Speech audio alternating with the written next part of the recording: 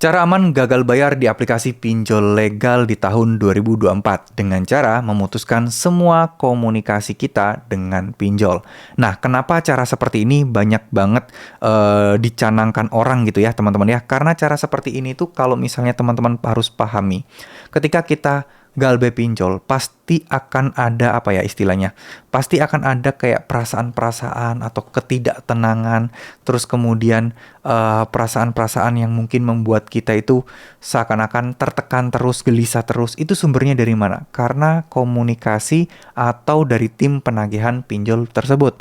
Mungkin ada ancaman pidana, ancaman DC bakal datang, ancaman kekerasan, atau mungkin ancaman pidana akan dipenjara dan lain sebagainya. Itu adalah poin utama yang pastinya membuat teman-teman gelisah, membuat teman-teman tidak tenang, dan membuat teman-teman merasa terus tertekan setiap harinya.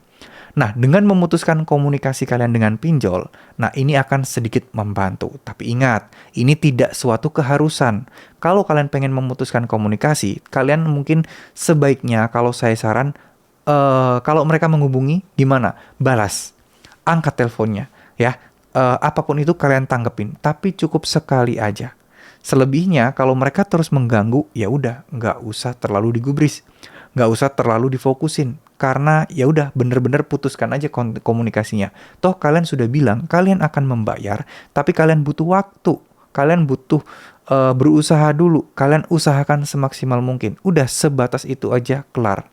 Selebihnya teman-teman tidak perlu lagi menggubris mereka mau telepon kayak mau terus-terusan WA kayak nggak perlu. Kalau perlu matikan HP, kalau perlu ganti nomor sekalian, itu udah sangat-sangat bikin kalian tenang. Tapi kalau kalian memang merasa, wah saya mah udah terbiasa bang, saya tenang, saya nggak peduli mereka mau komunikasi terus, mau menghubungi terus, ya udah nggak apa-apa, nggak usah dimatiin HP-nya, nggak usah diganti nomor, abaikan aja. Oh ya udah, sebatas itu aja, nggak usah terlalu dipusingin. Kalau kalian memaksakan diri untuk membaca chat-chatnya, mengangkat teleponnya, dan terus menerima kayak dalam tanda kutip ancaman-ancaman atau tekanan, ya teman-teman akan kalah lama-lama. Mental kalian akan kena, mental kalian akan terganggu. Ya, inilah kenapa galbe pinjol lebih aman itu. Kalau teman-teman udah tidak berkomunikasi lagi dengan mereka. Ya, bukan berarti kita lari, bukan berarti kita kabur. Enggak, kita berusaha untuk mengembalikan uang mereka dengan cara yang benar, dengan cara yang tenang, dengan nggak diganggu pikiran kita, dan buat kita itu nggak gelisah. Coba bayangkan, saya yakin teman-teman ngalami kerja nggak tenang, kehidupan dengan keluarga juga nggak tenang, mau merintis usaha itu juga susah gitu ya. Dan apa ya, gimana caranya kita bisa fokus untuk mencari rezeki, untuk mencari penghasilan tambahan kalau memang pikiran kita, hati kita tidak tenang.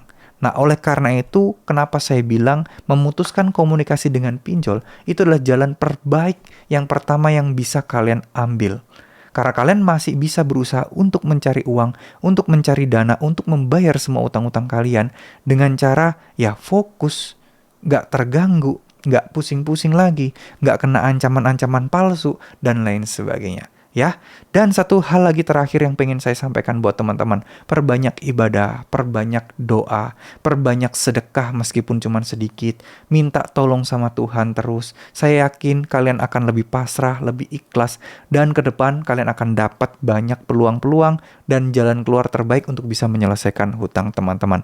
Dan syukur-syukur teman-teman diberikan rezeki yang melimpah sehingga tidak akan menyentuh lagi yang namanya pinjaman online. Amin amin ya robbal alamin. Terima kasih. Wassalamualaikum warahmatullahi wabarakatuh.